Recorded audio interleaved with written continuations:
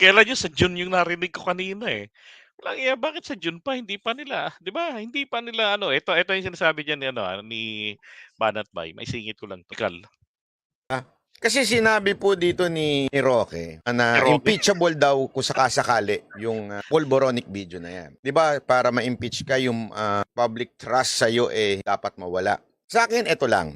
Ayokong husgahan kaagad kung ito ba ay totoo o hindi. Pero hindi ko lang maintindihan kung totoo yan, bakit pinatatagal nyo pa?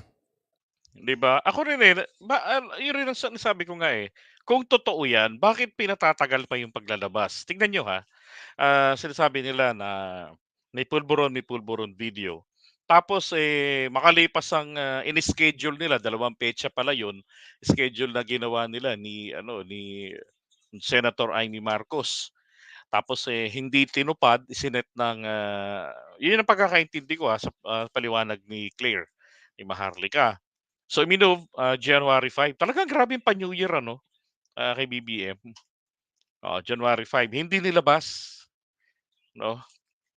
Ngayon ang ginawa niya, eh, sinabi niya na yung totoo, na eto, Wala po sa akin ang pulburon video, okay? Hindi ko nakita. aray tapos. Ngayon etong huli na naman na sinabi niya, eh, pagkatapos pala nito, galit na galit siya kay Senator Amy Marcos. Sabi niya, "'Di ba sinabi mo sa'min, eh, ganitong petsa? Oh, nasaan na, ba't hindi mo nailabas?" Ngayon to the rescue si Daddy Diggs. No, diyan kakasunod-sunod, eh. Yung unang-unang press conference niya, that was January ba 'yun o February? January, this year. Sabi niya, tinanong ng reporter sa kanyang kauna-unahang press conference sa Davao City after niyang bumaba sa puwesto. Sabi niya, ah, alin yung pulburon video? Oh, kung totoo 'yan, matag matagal na 'yang lumabas at ako po'y naniniwala do'n. 'Di ba kasi nung nakarang halalan, talagang sobra yung pagyurak kay PBBM. Imagine pati si Imee mga araw bali-balita, eh, nakikipagsabuatan sa COMELEC na mapatalsik daw si PBBM. 'Yun ang nakita ko sa balita. Kaya nga sabi ko, sana merong artikulong ganyang lumabas. Oh, kasi nga naman posible ring mangyari kapagka natanggal si BBM, substitution ang papasok. Eh, kahit na si Francis Leo Marcos makakapasok, eh, because of the last name Marcos, mapatunayan niya lang na talagang Marcos siya, 'di ba? Oh, so si Imee ang papalit doon. Ngayon, hindi naman din po umubra, tapos magsalita ni dating Pangulong Duterte no'n na kung totoo 'yan, 'di ba? Tapos banat na naman sila ng bago. Tingnan yung pagkakasabuatan, banat na naman siya. May president ano ba yun, may pinakita sa akin when I was, dati na ebidensya na sangkot si Bongbong sa druga. Anak ng putya. Paliwanag yung, PIDEA, yung mga chief ng PIDEA dati, PNP chief, pati si Sarmiento. Walang gano'n, wala. Tinanong niya agad, "Meron ba tayong listahan ng Marcos?" "Wala." Sabi niya, walang gano'n." "Bakit?" Sabi ni Digong meron daw siyang nakita, may pinakita sa kanya. Palusot naman ng mga kampon. Hindi.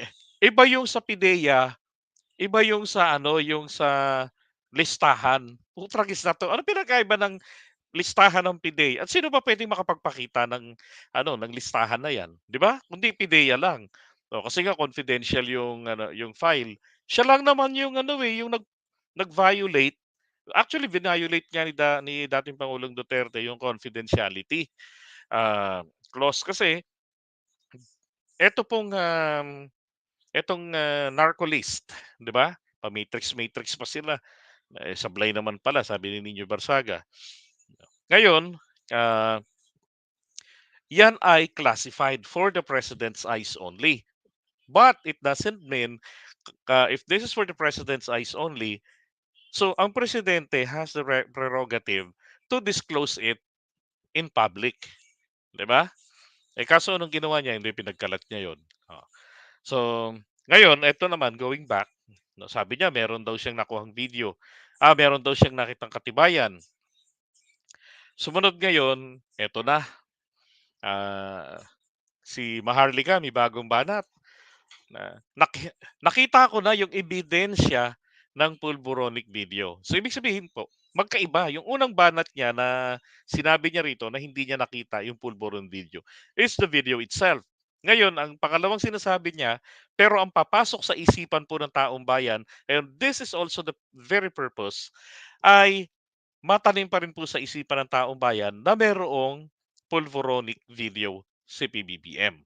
Regardless kung anong pagkakasabi ni Maharlika ron, kasi sinabi niya na nakita niya na yung ebidensya ng pulburon video. At para rin ma-justify or sinakyan niya lang yung sinabi ni dating Pangulong Duterte noong February 28 this year na may pinakita sa kanya. Tapos may presidente tayong bangag noon, bangag pa rin ngayon. Di ba? Tapos kinabukasan, bakit? Pwede naman dyan ang antibiotic sa droga. Puisit. Kaya sabi ko pagka ganyang magulo kausap hindi mo panghahawakan 'yan, eh. Baka pagka ikaw libel, tapos na ituturo mong source biglang mag-a-avail 'yan ng insanity. 'No, sasabihin ng mga mga doktor at abogado niya, "Ay sira ulo po 'yan. Katunayan po ito, kaka-analyze lang ng mga psychiatrist o psychologist, whoever, competent authority." Sabihin, "Ay oo, sintu-sintu talaga 'yan, eh. Sira ulo 'yan, 'di nga dapat pinaniwalaan 'yan." O 'di hindi pa nakulong, 'di ba? Magsisiesta lang sa mental hospital, o ilang oras lang tapos bababa na lalabas ng bahay, uuwi na naman ng Davao. Kasi doon merong, yung, medication. Tapos yung mga naniwala sa kanya, ginamit yung mga sinabi niya sa paninira, o tragis hili-hilera sa kulungan. Naku, kawawa kayong mga nabudol, 'di ba? Hmm. Ayun, yung, sex video ni De Lima noon, gawa din ng mga DDS yun. Gawain nila yun, eh. Katulad yung ginawa rin ni Maharlika, naglabas ng, babaeng may edad na nakabukaka, pero walang ulo. Si FL daw yun, may sex video. Alam mo, sabi ko, grabe yung mga style nito ni Maharlika, 'no?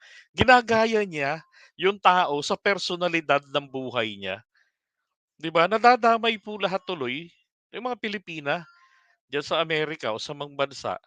'Di ba inisip tuloy ng iba siguro, ganito ba ang mga Pilipina, mga marites, mga tsismosa?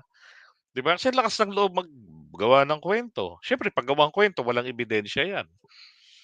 Ta's paulit-ulit yung sasabihin, yung mga tanga namang Pilipino tuwang-tuwa naman, ayaw mag-isip. Ay naku. O baka hindi pa siguro kaya po matagal pa, 'no, kaya ho matagal pa, 'no, ang petsa. Sabi nga ni Balangay Timbol, pulvoronic video directed by Daryl Yap. Baka ho ano pa, shooting pa ngayon o pina-finalize pa. Kasi nakita ko nga kanina, again, bandang June daw po ilalabas. Alam niyo kung bakit na naman June? Kasi sabi din ni Harry Roque, um, ay ano naman ngayon, pangit naman ang feng shui ni BBM. Hindi ba sa second quarter? Kailan po yung second quarter? Kailan ba nagsimula yung Chinese calendar? 'Di ba? Siyempre pagkatapos ng New Year nila, yung lunar calendar nila nag-start. Second quarter noon, so sometime around June, July, mga ganyan 'yan, eh. Oh. So yun ang sinasabi nila. Yun nga yung sinasabi ko sa inyo, doon po nila papuputukin ng todo-todo yung kanilang paninira sa administrasyon, pag-iipon nila ng lakas ngayon na panira, tapos, lulusubin nila lahat ng mga lungsod yun ang target nila. Lulusubin nila lahat ng mga plaza mula norte, lahat ng mga plaza magra-rally-rally sila doon. Kaya nga sabi ko, para maniwala ako na kayo talaga ay genuine nationwide kayo, do it, ah, do it at the same time. So magmula po rito sa Batanes hanggang Hulo, kung sabihin natin 8:30 ng gabi, 8:30 ng gabi kayo sabay-sabay lumabas. Total, we only have one time zone, eh. 'Di ba? Isa lang ang time zone natin. Ilabas niyo lahat kayo para masabi natin na nationwide talaga kayo na nagkakaisa ng pababain si PBBM. Kapagka nagawa niyo 'yan, tagi-1 milyon lang, 'yun lang hinihingi ko. Tag-1 milyon lang sa Ilocos o sa Ilocandia. Basta Ilocandia na, 1 milyon. Mamili na kayo ng yung mabibilang talaga, 'di ba? Yung damit may letter P, tapos one, ay hindi pa, preso 'yun, eh. Orange yung damit, 'di ba? Para malinaw talaga. Tapos hanggang Sulu o hanggang Hulu, gano'n. O 1,000,000 o doon may maliit lang yung isla, o sige kahit na ano na lang 1,000. Oh, sa mga isla-isla maliliit na mga bayan 1,000. Oh, gano'n lang. O kaya na lang ganito na lang, 20% na lang, 'wag ng 50%, 20% or 30% na lang ng given, population. Population po, hindi po botante, population, bawat lugar, ilabas niyo. Saka ako ila-live ko pa, sasabihin ko talagang marami nga sila at, nasa presidente na kung pakikinggan ang kanilang kahiligang magbitiw siya. And after all, 20% or 30% lang 'yan ng population, 'di ba? Oh, 'yan ang challenge ko sa kanila. Hindi yung, paudlot-udlot pupunta raw ng Leyte, pagkagaling ng Cebu, siyempre hahakutin yung 35 nila na bayaran. Tapos, pupunta ng, Baliwag, Bulacan, ay ng, Malolos, Bulacan. Oh, hindi naaprubahan. Sus Mariosep. Ano 'no, 'pag pumayat na si Roque, ay naku, magpapakabutanding na.